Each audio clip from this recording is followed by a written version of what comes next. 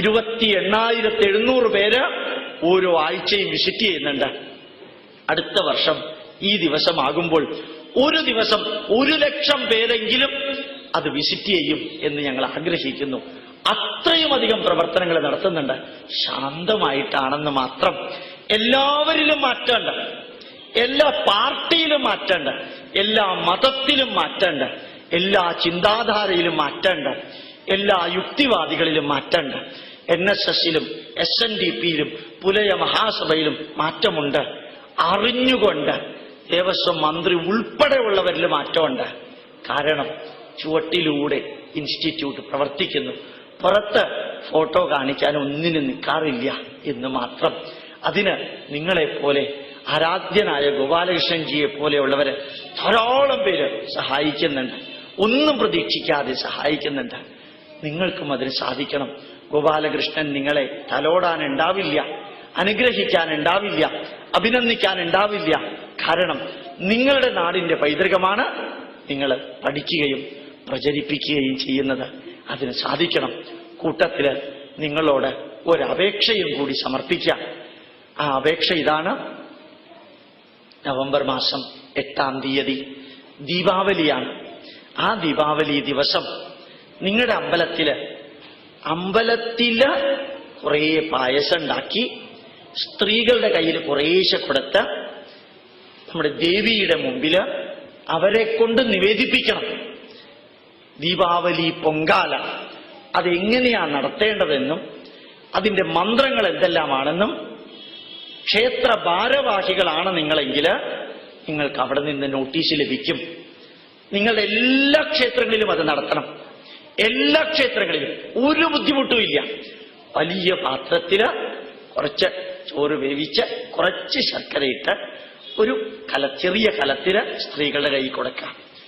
അവര് എല്ലാവരും വരിവരിയായിട്ടിരുന്ന് അതിനുശേഷം ഭാരതത്തിൽ സ്ത്രീകളെ എത്രത്തോളം ആദരിച്ചിരുന്നു എന്നുള്ളതിന്റെ ഒരു നോട്ടീസുണ്ട്. ആ നോട്ടീസിന്റെ ഈ വശത്ത് അത് ഒരു 3 മിനിറ്റ് വായിക്കാനുണ്ട്. തിരിച്ചു പിടിച്ചാൽ ഏതെല്ലാം മന്ത്രം ചൊല്ലിയാണ് ആരാധിക്കേണ്ടതെന്നും പൊങ്കാല സ്ത്രീകളെ തന്നെത്താനെ നിവേദിക്കേണ്ടതെന്നും അതിനകത്ത് വിവരിച്ചിട്ടുണ്ട്. പരമാവധി അരമണിക്കൂർ മാത്രം മതി. ഈ പ്രദേശത്തുള്ള എല്ലാ ക്ഷേത്രങ്ങളിലും അത് നടത്തണം. അതേപോലെ ഈ കർക്കിടക മാസം കഴിഞ്ഞു. അടുത്ത കർക്കിടക മാസം കറുത്ത വാവിന്റെ അന്ന് ഈ ക്ഷേത്രം ഉൾപ്പെടെ എല്ലാ ക്ഷേത്രങ്ങളിലും നിങ്ങൾ പിതൃകർമ്മം നടത്തണം. ആ പിതൃകർമ്മം നടത്തേണ്ടത് എങ്ങനെയാണെന്നുള്ള നോട്ടീസും അവിടെയുണ്ട്. അരമണിക്കൂർ കൊണ്ട് പൊങ്കാല ആദ്യത്തെ ബാച്ച്, അടുത്ത അരമണിക്കൂർ രണ്ടാമത്തെ ബാച്ച്, അടുത്ത അരമണിക്കൂർ മൂന്നാമത്തെ ബാച്ചില് എല്ലാവർക്കും ഈ പൊങ്കാല നടത്താൻ സാധിക്കും. സ്ത്രീകളെ ഭാരതീയർ ആദരിച്ചിരുന്നു എന്ന് അവരെ ഓർമ്മപ്പെടുത്താനും മാതൃധർമ്മം പത്നീധർമ്മം അവരെ ഓർമ്മിപ്പിക്കാനും വേണ്ടി മാത്രമാണ് സോഷ്യോളജിയുടെയും സൈക്കോളജിയുടെയും ഭാഗമായ ഈ പൊങ്കാല നിങ്ങളോട് ആചരിക്കണമെന്ന് പറഞ്ഞത്. ഒരു ദുരാചാരവും അന്ധവിശ്വാസവും കൊണ്ടുവരാനല്ല. അവരിൽ മാറ്റമുണ്ടായാൽ ഈ രാഷ്ട്രം മാറുമെന്നുറപ്പ് ആയിരക്കണക്കിന് ക്ഷേത്രങ്ങളിൽ അപ്രകാരം ചെയ്യണമെന്ന് ആഹ്വാനം ചെയ്തിട്ടുണ്ട്. അതുപോലെ നമുക്ക് നമ്മുടെ അച്ഛനോടും അമ്മയോടുമുള്ള വീക്ഷണം മാറാനും അവരെ വൃദ്ധസദനത്തിലാക്കാതിരിക്കാനും നമ്മളെ ജന്മം നൽകി വളർത്തി വലുതാക്കിയ മാതാപിതാക്കളോട് നമുക്കുള്ള കടപ്പാട് ഓർമ്മിപ്പിക്കാനും കർക്കിടകത്തിലെ കറുത്ത വാവിന്റെ അന്ന് രാവിലെ ഇന്ത്യൻ ഇൻസ്റ്റിറ്റ്യൂട്ട് ഓഫ് സയന്റിഫിക് ഹെറിറ്റേജിന് ഒരു അമ്പലമുണ്ട് മഴുവഞ്ചേരി.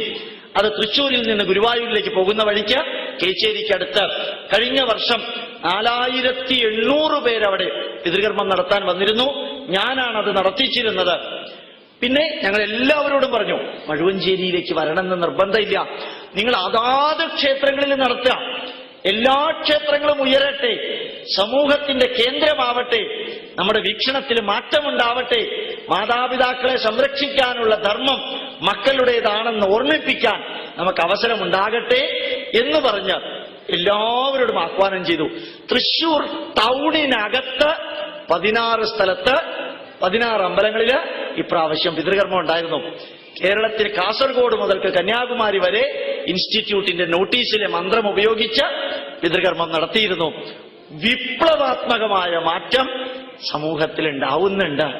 അതുപോലെ സ്ത്രീകളോട് ധർമ്മബോധത്തെക്കുറിച്ച് പറഞ്ഞു കൊടുക്കാനുള്ള നവംബർ 8 ദീപാവലിയുടെ അന്ന് നിങ്ങൾക്ക് സാധിക്കുന്ന സമയം രാവിലെ 6 മണിക്കോ 6:30-ക്കോ 7-നോ 8-നോ 9-നോ 10-നോ 11-നോ എപ്പോഴാണോ സാധിക്കുന്നത് അപ്രകാരം ചെയ്യാൻ സാധിക്കട്ടെ എന്ന് പ്രാർത്ഥിച്ചുകൊണ്ട് നമുക്ക് എല്ലാ സ്ഥലത്തും മാറ്റം ഉണ്ടാക്കാം. എല്ലാ ക്ഷേത്രങ്ങളിലും ക്ഷേത്രത്തിനകത്ത് ഹിന്ദുക്കളെയും ക്രിസ്ത്യാനികളെയും മുസ്ലിമിനെയും പ്രവേശിപ്പിക്കണം. ഒരു തെറ്റുമില്ല. അർച്ചകസ്യ പ്രഭാവേന ശിലാഭവതി ശങ്കര. അർച്ചകന്റെ പ്രഭാവം കൊണ്ടാണ് ക്ഷേത്രത്തിൽ ചൈതന്യം ഉണ്ടാകേണ്ടത്. ദർശകന്റെ പ്രഭാവം കൊണ്ട് മാത്രമല്ല. പഞ്ചശുദ്ധി ഉണ്ടെങ്കിൽ ശരീരം, മനസ്സ്, വാക്ക്, ആഹാരം, പ്രവൃത്തി 5ഉം ശുദ്ധമാണെങ്കിൽ ഏത് വ്യക്തിക്കും ഏത് അമ്പലത്തിലേക്കും കയറാമെന്ന് തന്ത്രസമുച്ചയം പറയുന്നു. ലോകത്തില് ഭാരതം മാത്രമാണ് അഹം ബ്രഹ്മാസ്മി തത് ബ്രഹ്മാത്വമസി എന്ന് പറഞ്ഞിരിക്കുന്നത്. ഞാൻ ഈശ്വര ചൈതന്യത്തിന്റെ ഭാഗം, നീയും ഈശ്വര ചൈതന്യത്തിന്റെ ഭാഗം. നമ്മൾ ഒരിക്കലും പറഞ്ഞിട്ടില്ല പാപിയായ മനുഷ്യ നീ പാപിയാണെന്ന് പറഞ്ഞിട്ടില്ല. ഞാനും നീയും ഈശ്വര ചൈതന്യത്തിന്റെ ഭാഗമാണെങ്കിൽ എന്തിന് മറ്റു മതക്കാരെ അമ്പലങ്ങളിൽ നിന്ന് മാറ്റി നിർത്തണം? ഞാനും നീയും ഈശ്വര ചൈതന്യത്തിന്റെ ഭാഗമായതുകൊണ്ട് എല്ലാവർക്കും ഈശ്വരന്റെ മുമ്പിൽ വരാൻ ഒരേ അവസരം നൽകാൻ നമുക്ക് സാധിക്കട്ടെ എന്ന് പ്രാർത്ഥിച്ചുകൊണ്ട് ക്ഷേത്രങ്ങൾ വൃത്തിയും ശുദ്ധിയും ചൈതന്യവുമുള്ള കേന്ദ്രങ്ങളായി മാറണം. നമ്മുടെ ധർമ്മം പഠിപ്പിക്കാനുള്ള കേന്ദ്രങ്ങളായി മാറണം. നമുക്ക് ഒരുമിച്ചിരുന്ന് ആ കർമ്മങ്ങൾ നിർവഹിക്കാൻ സാധിക്കട്ടെ എന്ന് പ്രാർത്ഥിച്ചുകൊണ്ട് ദീപാവലി ദിവസം ഈ പ്രദേശത്തുള്ള എല്ലാ ക്ഷേത്രങ്ങളിലും പൊങ്കാലയും കർക്കടകത്തിലെ കറുത്ത വാവിന് എല്ലാ ക്ഷേത്രങ്ങളിലും വരുന്നവർക്ക് പിതൃകർമ്മവും നടത്താനുള്ള സൗകര്യങ്ങൾ ഏർപ്പെടുത്തുമെന്ന് ഉറച്ചു വിശ്വസിച്ചുകൊണ്ട് ഇനി എന്നെങ്കിലും ഒരു പ്രാവശ്യവും കൂടി ഇവിടെ വന്ന് ഇത്രയും ശ്രദ്ധയോടുകൂടിയിരുന്ന നിങ്ങളുടെ മുമ്പിൽ നിങ്ങൾക്ക് താല്പര്യമുള്ള വിഷയത്തെക്കുറിച്ച് വിവരണം നൽകാൻ ജഗദീശ്വര അനുഗ്രഹമുണ്ടാകണമേ എന്ന് ഗോപാലകൃഷ്ണൻ പ്രാർത്ഥിക്കുകയാണ്.